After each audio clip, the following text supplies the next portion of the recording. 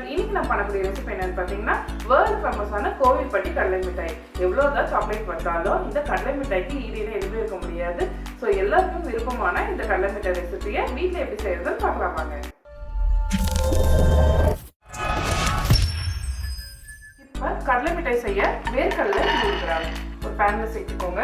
இது வந்து பச்சை வேர்க்கடலை, அதனால நல்லா வறுத்துட்டு இதை ஆற வச்சு தோல் நீக்கிக்கோங்க. உங்ககிட்ட ஆல்ரெடி வறுத்த வேர்க்கடலை தான் இருக்கு அப்படின்னா அதையும் லைட்டா வறுத்துக்கோங்க. அப்பதான் நம்ம வேர்க்கடலை சாப்பிடும்போது நல்லா கிறிஸ்பியா இருக்கும். இப்போ இதை நல்லா வறுத்தரலாம். இப்போ வேர்க்கடலை நல்லா வறுபட்டுருச்சு, லைட்டா மேல கலர் மாதிரி இருக்கு பாருங்க. இப்போ அடுப்பை ஆஃப் பண்ணிட்டு இது கம்ப்ளீட்டா நல்லா ஆறட்டும்.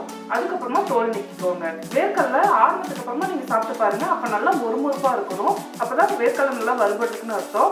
அப்படி இல்லைன்னா இன்னும் லைட்டா வறுத்துக்கோங்க. இது போல வேர்க்கடலையை தோல் நீக்கி எடுத்து வச்சுக்கோங்க. அடுத்து இந்த மாதிரி ஒரு பிளேட்லயோ ஒரு கப்லயோ கொஞ்சமா தண்ணி எடுத்து வச்சுக்கோங்க. நம்ம கடலை மிட்டாய் செய்யறதுக்கு முன்னாடி இந்த மாதிரி ரெடி பண்ணி வச்சுக்கணும். கடலை மிட்டாய் செஞ்சதுக்கு அப்புறம் எந்த பிளேட்ல ஆற விட போறீங்களோ அந்த பிளேட்ல கொஞ்சமா நெய் தடவிட்டு இது போல ரெடி பண்ணி வச்சுக்கோங்க. ஏன்னா அது கொஞ்ச நேரத்துலயே செட் ஆயிடும். அதனால ஃபர்ஸ்டே நம்ம இந்த மாதிரி ரெடி பண்ணி வச்சுக்கணும். இப்போ எல்லாமே ரெடியா இருக்கு. அடுத்துதான் மிட்டாய் செய்ய ஆரம்பிச்சிடலாம். அடுத்து ஒரு பாத்திரத்துல வெல்லம் 1 கப். எந்த கப்ல வேர்க்கடலை அளந்தீங்களோ அதே கப்ல வெல்லம் அளந்துக்கோங்க. இப்போ இதுல 3 டேபிள் ஸ்பூன் அளவு கொஞ்சமா தண்ணி சேர்த்துக்கோங்க. வெல்லம் நல்லா கரையிடும். இது போல வெல்லம் நல்லா கரைஞ்சதுக்கு அப்புறமா இப்போ இதை இன்னொரு கடாய் வச்சுட்டு அதில் நம்ம உருக்கின வெல்லத்தை இந்த மாதிரி ஃபில்டர் பண்ணிக்கோங்க. வெல்லம்ல கல், மண், அப்புறம் தூசிலாம் இருக்கும் பாருங்க. இந்த மாதிரி ஃபில்டர் பண்ணிட்டு இப்போ வெள்ளப்பாக நல்லா கொதிக்க விடுங்க. பாகு வந்து நல்லா திக்காகி வரணும். அது வரைக்கும் இது நல்லா கொதிக்கட்டும். பாகு நல்லா திக்காகி வரும்போது இதை வந்து மீடியம் ஃப்ளேமுக்கு மாற்றிக்கோங்க. ஏன்னா டக்குன்னு அடி பிடிச்சிடும். இப்போ நம்ம ஃபர்ஸ்டே தண்ணி பிடிச்சி வச்சிருந்தா அந்த பிளேட்ல கொஞ்சமா பாகு எடுத்து விட்டு பார்க்கலாம். இப்போ இந்த பாகு வந்து எடுக்க வருது. ஆனா இது வந்து உருட்டு பதம். இந்த பதம் இல்லை, இதுக்கு அடுத்த பதம். மறுபடியும் திக்கா வர வரைக்கும் இதை நல்லா கலரி விட்டுட்டே இருங்க. இப்போ இன்னும் கொஞ்ச நேரம் நம்ம கலரி விட்டதுக்கு அப்புறமா மறுபடியும் செக் பண்ணி பார்க்கலாம். இந்த மாதிரி செக் பண்ணும்போது பாகு பக்கத்துல கருகிடும். அப்பப்ப கலரி விட்டுட்டே இருங்க. இப்ப பாருங்க நம்மளோட பாகு எப்படி உடையுதுன்னு. நல்லா கண்ணாடி உடையிற மாதிரி சத்தம் கேட்கும்.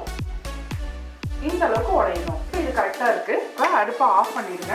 ஆஃப் பண்ணதுக்கு அப்புறமா உடனடியா இதுல நம்ம வறுத்து வச்ச வேர்க்கடலை, அதுக்கப்புறமா கொஞ்சமா ஏலக்காய் தூள் ஒரு 1/4 டீஸ்பூன் போல சேர்த்துட்டு இதை நல்லா கலந்து விடுங்க. இந்த மாதிரி நல்லா கலந்து விட்டதுக்கு அப்புறமா ஆல்ரெடி நம்ம நெய் தடவின பிளேட் ஒன்று ரெடி பண்ணி வச்சிருந்தோம். அந்த பிளேட்ல உடனடியா சேர்த்துருங்க. ஏன்னா இது டக்குன்னு செட் ஆகிடும். இதை வந்து நல்லா ஷேப்புக்கு கொண்டு வாங்க. ஒரே ஈவனா வரணும்னா இந்த மாதிரி லைட்டா ஸ்ப்ரெட் பண்ணி விட்டுக்கோங்க. இது சூடா இருக்கும் போதே டக்குன்னு செஞ்சிடுங்க. ஆறிடுச்சுன்னா அப்புறம் செய்ய முடியாது. இப்போ இது கொஞ்சம் ஆறட்டும். அதுக்கப்புறம் நம்ம கட் பண்ணிக்கலாம். நம்ம பிளேட்ல கொட்டி வச்ச வேர்க்கடலைய இப்போ நம்ம கட் பண்ணிடலாம். நம்ம விருப்பப்பட்ட சைஸ்க்கு நம்ம கட் பண்ணிக்கலாம். கொஞ்சம் வெதுவெதுப்பா இருக்கும் போதே கட் பண்ணிடுங்க. ரொம்ப ஹார்ட் ஆயிடுச்சுன்னா கட் பண்றதுக்கு ரொம்ப கஷ்டமா இருக்கும். எல்லாத்தையும் இந்த மாதிரி கட் பண்ணதுக்கு அப்புறமா அவ்வளவுதான், நம்மளோட கடலை மிட்டாய்லாம் சூப்பரா ரெடி ஆயிடுச்சு.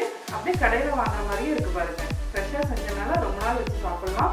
ரொம்பவே டேஸ்டா இருக்கும். காத்து போகாத கண்டெய்னர்ல போட்டு சேவ் பண்ணி வச்சுக்கோங்க. கண்டிப்பா உங்களுக்கு இந்த கடலை மிட்டாய் பிடிக்கும்னா வீட்டுல ட்ரை பண்ணி பாருங்க. அப்புறம் கமெண்ட் பாக்ஸ்ல கமெண்ட் பண்ணுங்க.